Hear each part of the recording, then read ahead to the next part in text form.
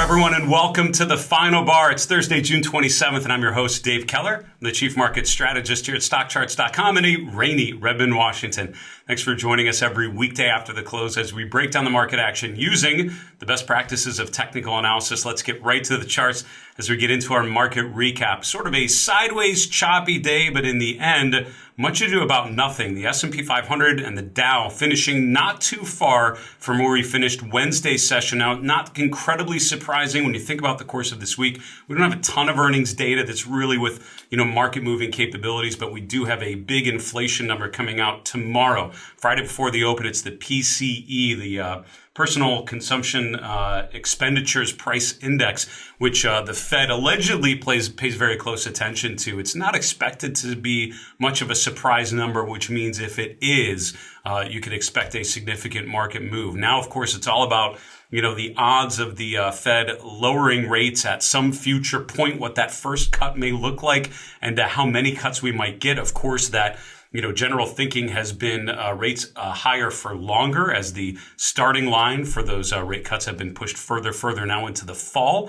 And we'll see what tomorrow's economic data does for that expectations of that timeline. But for now, S&P kind of choppy, finishing about 0.1% higher from yesterday. The S&P finished today around 5483. The Nasdaq Composite up a little bit more to 17,860, just slightly below that. It's about 0.3% higher.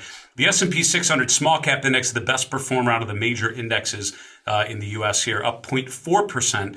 So not a big movement day. And again, that makes sense sort of the day before a big economic reading, particularly given that is, I think, a lot of focused attention on the Fed and the pace of rate cuts.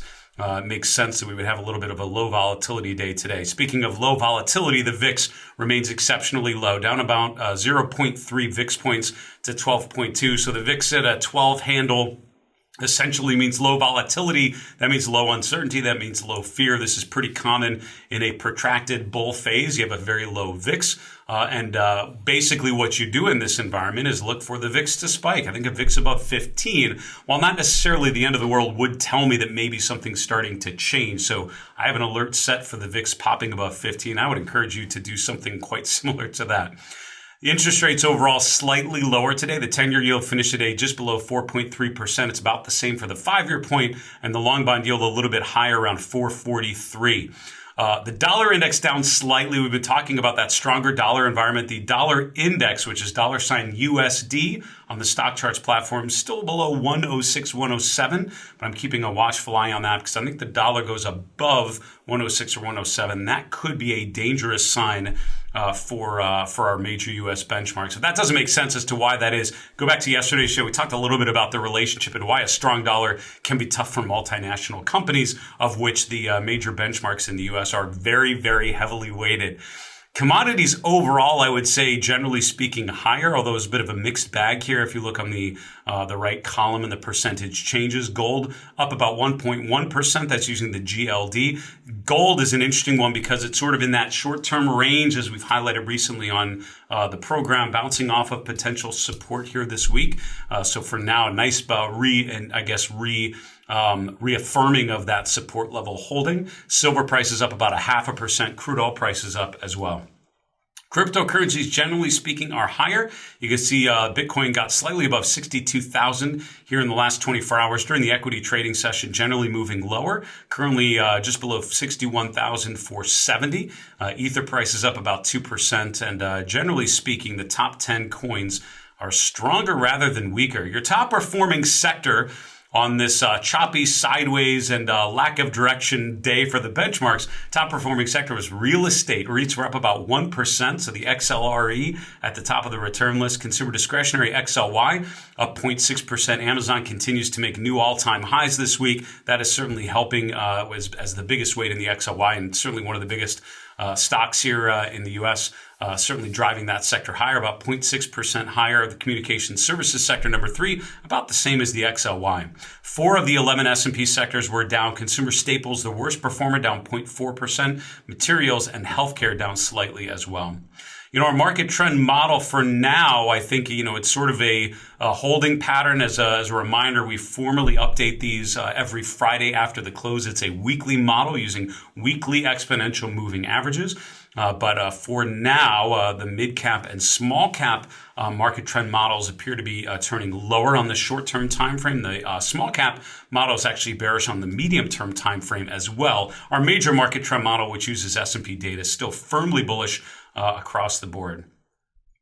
Looking at the Magnificent Seven and Friends, these mega cap growth leadership names, you can see Amazon, the best performer, up just over 2%. Again, that's continuing to press new all-time highs. Meta is another one pushing to new all-time highs, up about 1.25%. Only one of these leading names down today, and that's NVIDIA, down 1.9%. Microsoft essentially flat for the day. Apple slightly higher at 0.4%. So if you're wondering why technology is not at the top of the leading board, there's your top three names, and they're all underperforming the rest of the space there. Let's go to a daily chart of the S&P 500, sort of check in on where things are at. Again, we're sort of treading water, sort of in this general theme. The last couple of days have been slightly higher, but we're, in the very short-term time frame, sort of fluctuating between 5,450 and 5,500. After you had that big move about 2 weeks ago, we've been sideways through last week's shortened holiday week with the Juneteenth holiday on Wednesday. This week, of course, we're have a full week. Next week, we have the 4th of July holiday. So we're in sort of that quiet summer period. July actually tends to be a pretty strong month. Going back to the 2009 market low, almost all of the Julys going back to the 2009 low have been positive months for the S&P 500. So if you're bearish, seasonally speaking, it's not usually a pretty too bad of a month for stocks, but keep an eye, of course, on the trend, right? Price matters most, and so let's pay attention to the S&P 500. For me, 5,400, sort of that line in the sand. That's the gap that we experienced earlier in June. That's also a trend line using the major lows for the last 12 months. All kind of coalesces around 5,400. For me, that's a great level to watch. And again, I like to keep things simple. As long as we remain above 5,400, things just aren't that bad. No matter how choppy or noisy or concerning they get, as long as we hold S&P 5,400, they're just not getting that bad. S&P below 5,400 could be a very different environment, and that's why I keep an eye on that, watchful eye on that line in the sand. I do want to point out what I call the newer Dow theory, looking at the equal-weighted S&P 500 and the equal-weighted NASDAQ 100, not making new highs. As a matter of fact, both of those made new all-time highs in March and have yet to eclipse those previous highs. When we talk about the major benchmarks, the S&P holding 5,400 and near all-time highs, you have to remember it's those mega cap names, the Amazons, the Metas, at times NVIDIAs, that have been driving the indexes higher. The average stock is not breaking out. The average stock is probably a lot weaker than those mega cap growth stocks. And the newer Dow theory, looking at equal weighted measures of the S&P and the NASDAQ, I think tell a lot of that story. Now, these indexes break to new highs for the year. I think all of a sudden this looks like a very strong and broad advance. For now, though, it's with skepticism that I look at the S&P and the NASDAQ testing new all-time highs. The McClellan Oscillator is another measure of market breadth. And again, in the short term, pretty weak. This is not updated yet for today's close. This is through Wednesday's close. But overall, the McClellan Oscillator has been largely below zero since mid-May. And again, all that means is that the market is still going up, but it's not a lot of companies that are really driving the market higher. A healthy bull market environment is a broad advance, meaning more and more stocks are making new highs, more and more stocks are closing higher on an average day, more and more stocks are above key moving averages, and that's not necessarily the story in terms of tactical breadth that we're seeing from the McClellan Oscillator. In terms of interest rates, we talked about how rates came off a little bit today. Consider this maybe a short-term bearish engulfing pattern on the 10-year yield. I don't know how much weight I would put in that necessarily, but the general trend in rates overall since the April market low for stocks has been down. And I think one of the big risks for this sort of environment is that rates start to push higher, right? As rates come off, this is giving a lot of room for those growth leadership names to expand because their future earnings and the expectations of future earnings are more and more valuable as rates come down. But if rates would rotate back to the upside, that could be a real danger sign. So when you have a major market low like we did in April, you see the market going up. I like to look to things that have had a very similar pattern, because all you need to look for is a change in that pattern as a sign that maybe whatever was causing this nice rally in stocks over the last 2 months maybe is getting an exhaustion point. For now, I would say overall rates continue to be in a downtrend of lower lows and lower highs. Doing to just briefly look at the chart of gold, and then we'll look at some individual names. Actually, but after the chart of gold, I have a surprise chart, new feature to show you. It's not new, but it's had a really awesome facelift. I'm kind of digging it here recently. Here's the chart of gold, right? The GLD popped back up a little bit, and what we're finding here with gold over the last couple months is that the GLD popped down to just around 210, 212, we'll call it. Back here at the beginning of May, and now we've had a number of retests of that level. So while the highs are getting lower, we continue to bounce off of support, and I think that is more and more validating that 210 to 212 range is a nice level of support. Look how the RSI is bottoming out around 40. I'm actually going to update this little shaded area, which I love doing. It's just a great way of visually recognizing the momentum conditions. And then it's very clear when the RSI would break below that range, which would be below 40, telling you something may be different. Overall, gold is not going up at the moment, but it's really sideways, and the momentum overall is holding steady. So I think this is a chart that's still okay until and unless we start breaking below 209, 210, and that would tell me that maybe things are getting a little bit worse. For now, it's okay. This is a feature called MarketCarpet. You know, I was experimenting with the different color choices here. I was just checking it out earlier in the day just to see, which areas of the market are stronger or weaker. And you can see that there are a lot of different color choices that we provide you. I'm actually starting to warm up to this particular one because I find that it's called the vanilla color scheme. The vanilla kind of neutral beige tone means no real change, and then the bright reds and the bright greens almost jump off the heat map. And the whole point of this visualization, in my opinion, is to help draw your attention to things that are on the move, right? Out of all the 500 stocks in the S&P, what's worthy of my attention today, right? What's actually moving that I want to pay attention to? So by looking at the S&P 500, looking at the one-day percent change during the day, this is updating.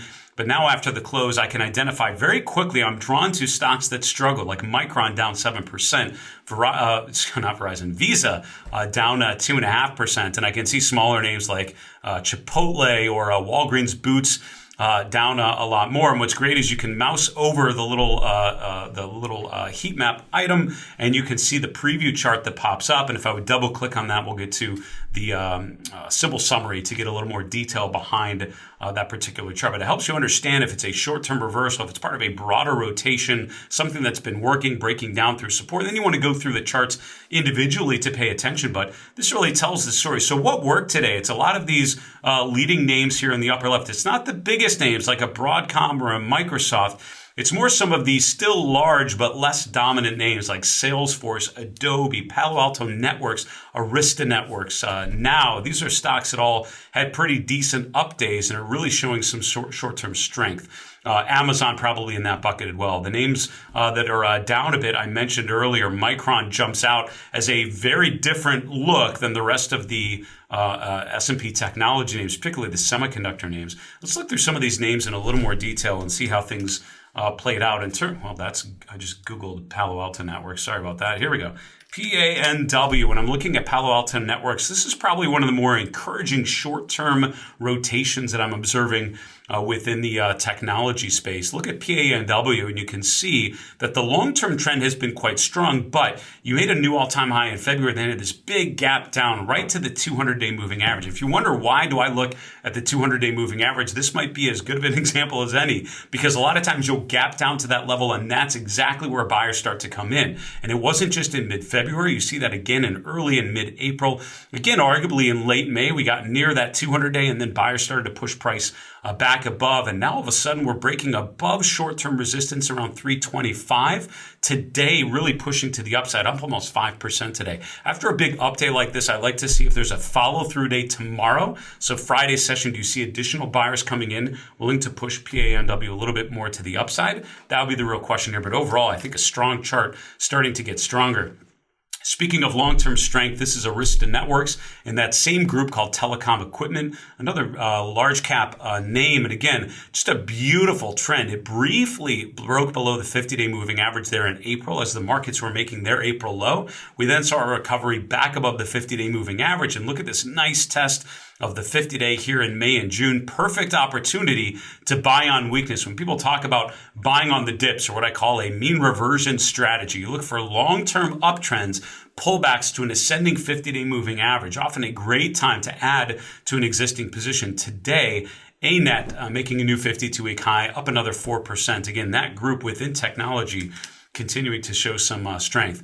Adobe has had a nice recovery. We thought of Adobe here in late May as it was making a new swing low, and undercutting that previous low around 460 was a concerning breakdown, but started to find its footing around 435. We then started to rotate higher. This gap from a couple of weeks ago was pretty meaningful. We gapped higher to around 525, 530. We then pulled back a little bit, and as of today, closing above the 200-day moving average for the first time since March. Again, just like we saw with, I think, Palo Alto or Arista, after you have a big move like this, it's all about follow-through. And what that means is when you have a big one-day move and it gets you through a key level, the question is, was that just a fluke, right? We want to make sure we minimize a whipsaw, right? There's a chance that something like Adobe pops higher today and then tomorrow everyone's all excited to cash out and sell this thing back lower. But if you see additional buyers come in, that would be reflected by the price continuing to push higher. And if you see willing buyers willing to accumulate this stock at 545, 550, 560,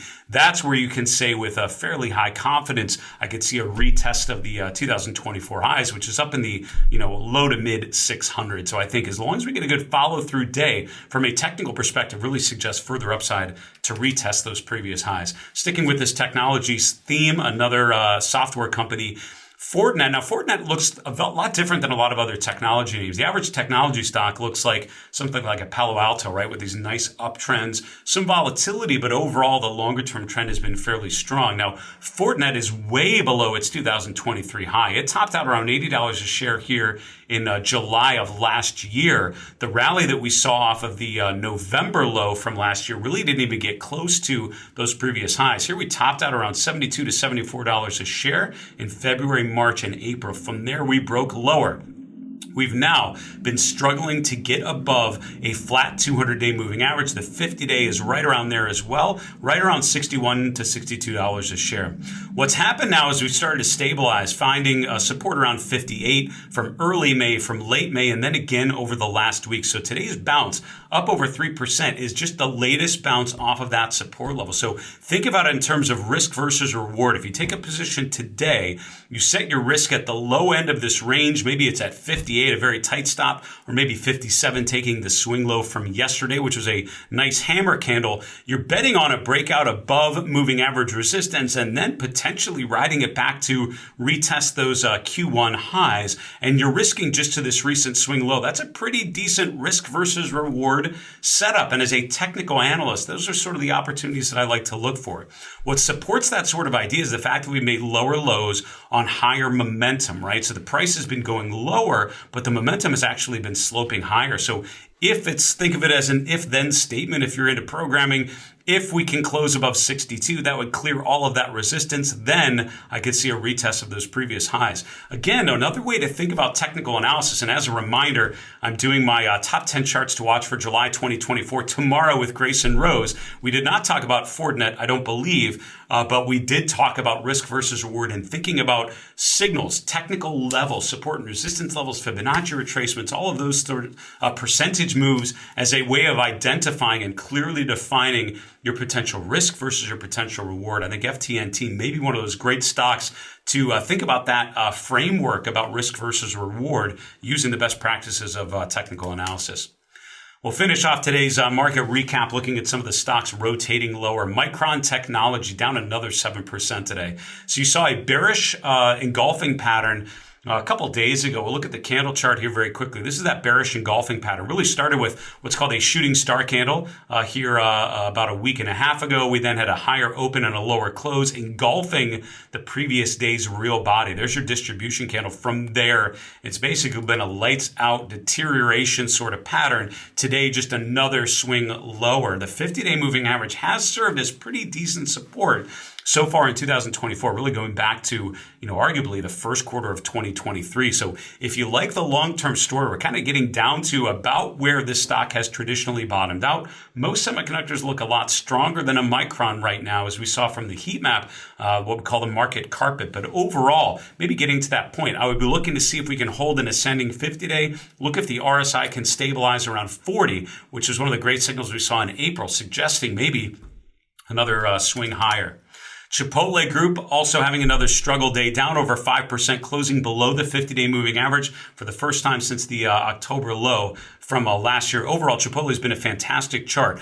A day like today is closing below moving average support, closing below yesterday's open.